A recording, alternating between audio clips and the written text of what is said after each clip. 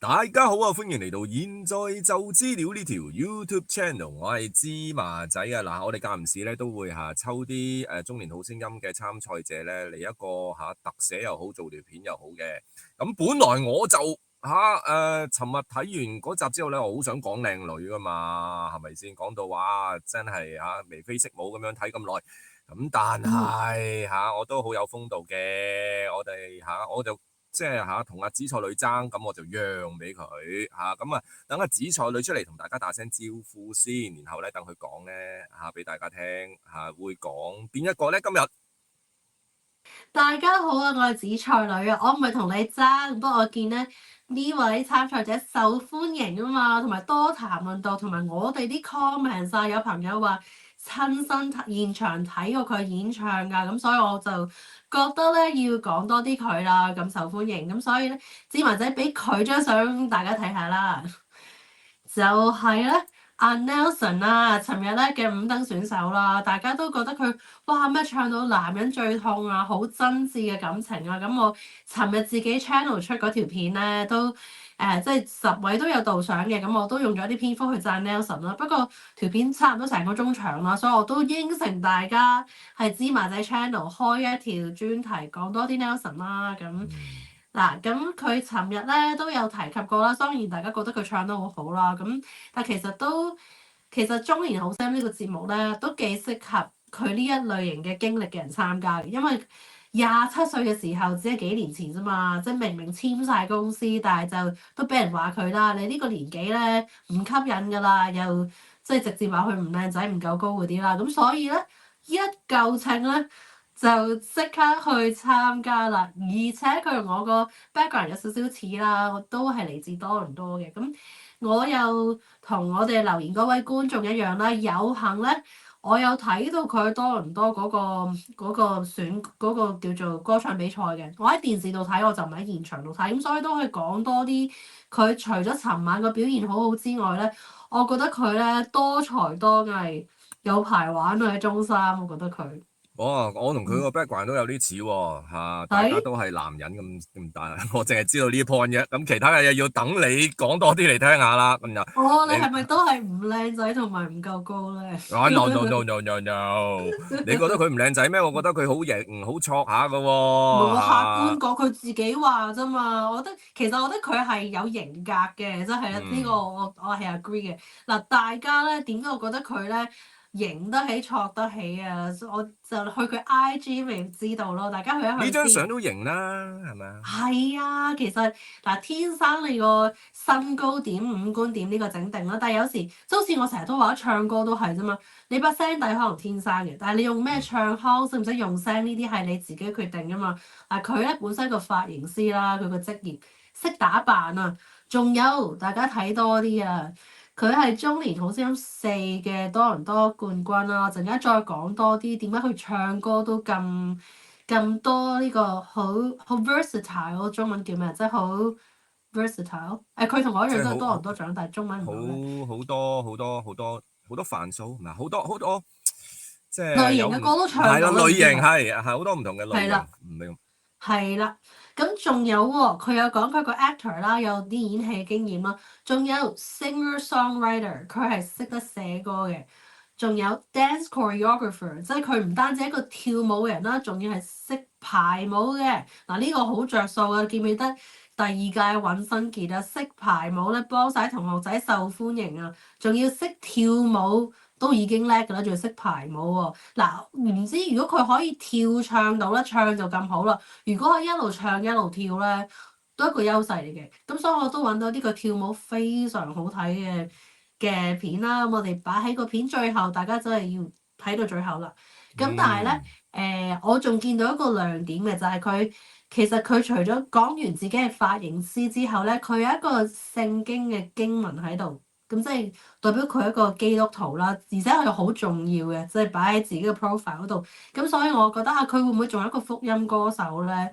即係好多身份喎，因為如果你係福音歌手呢個界別本身，你諗下之前幾屆黃建文啊、子瑩啊、東城啊、詹士丁丁啊呢啲，其實你本身係有一班即係有一班基督徒係會追隨你，即係都會中意聽你啲歌，而且佈道會嘅表演嘅機會都多，所以我覺得佢都幾多身份，所以想講多少少。哦，咁嗯，啊，經你講完之後咧，我除咗發現嚇，原來我同佢共通點，除咗係大家係男人之外咧嚇，髮型師呢個點都係嘅嚇。咁嗱，佢係髮型師啦，咁咧大家見我平時咧嚇，或者睇我嘅 social media 咧，我係有唔同嘅髮型，我有髮型 A 啦，有髮型 B 啦，呢個係髮型師嚟嘅，OK。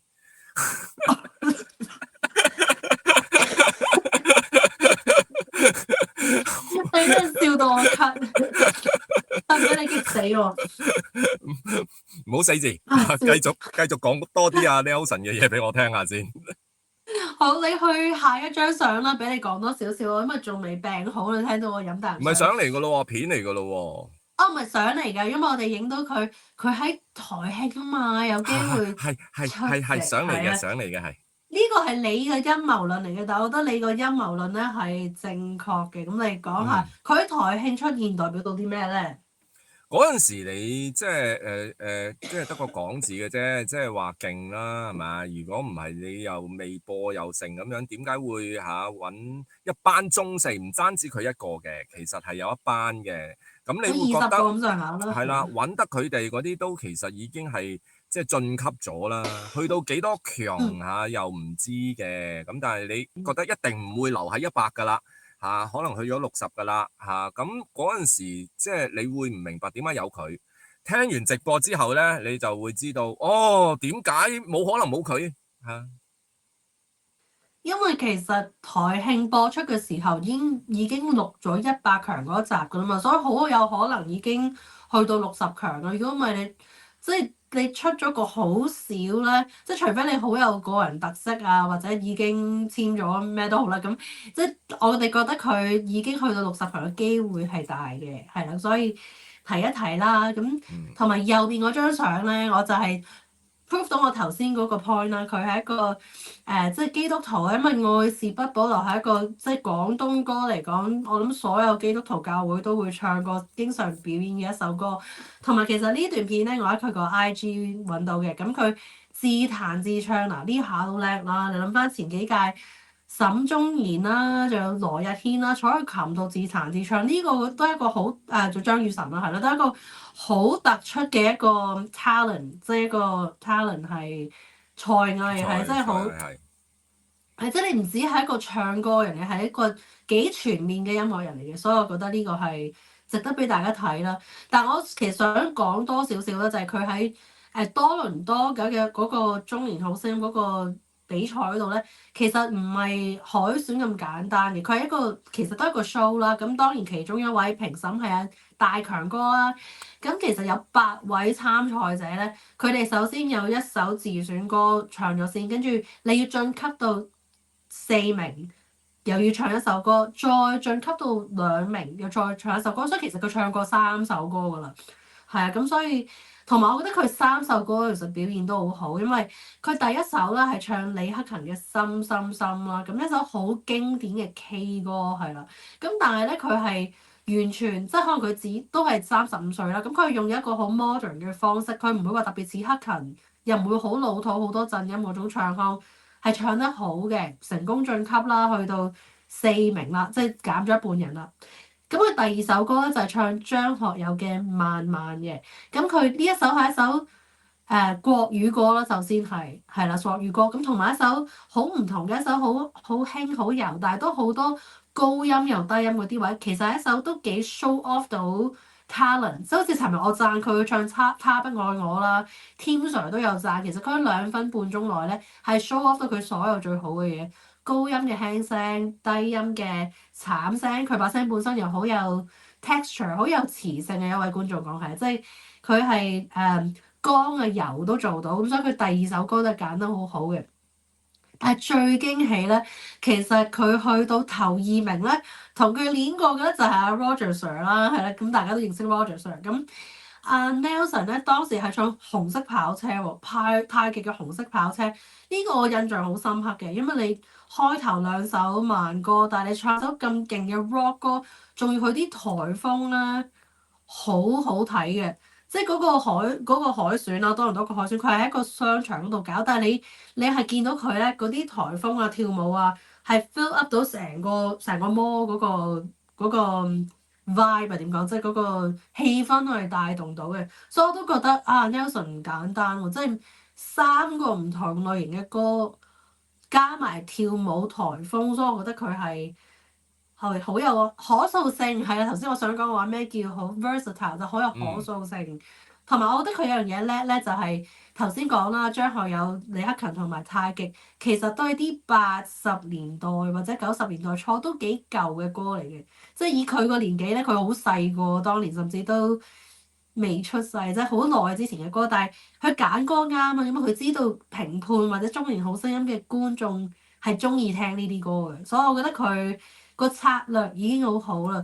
佢即係未真正進入香港呢個中年好聲音之前嗰個海選已經咁表現咁好，又咁識策略，所以我覺得佢有排玩，所以我好有即係期待佢會睇佢有跳唱啦、自彈自唱啦，或者去到對制嗰一 round 咧，咪要同同學仔可能要排舞啊，佢又會唔會幫到手咧？即係我覺得佢係好 talented，即係係咯，好有才藝嘅一個參賽者咯，係咯，嗯。嗯咁啊，才藝嚇仲有啲隱藏咗嘅才藝咧，佢未拎出嚟嘅喎。啊，我哋嗯偷步話咗俾啲觀眾睇先啦。我諗佢可能咧會擺到好後，喺比賽後邊先拎出嚟嘅。我自己覺得嚇，嗯。絕招嚟㗎嘛呢啲。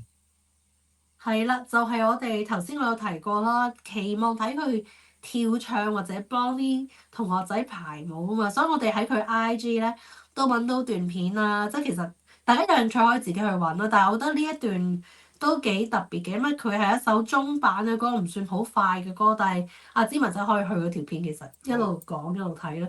咁其實一個中版嘅歌啦，當然我哋唔可以播音樂啦。咁但係其實你見到佢啲肢體語言咧，真係唔係一般為一場台慶嘅 show 排下啲喐手喐腳嘅冇咁簡單。你見到佢身體肌肉啊嗰啲扭動啦，佢連個胸啊即係腰啊嗰啲位、膊頭嗰啲位咧，全部都係跳舞嘅人。真係受過好即係電視機旁邊小朋友唔好學嗰啲，即係長期訓練咧。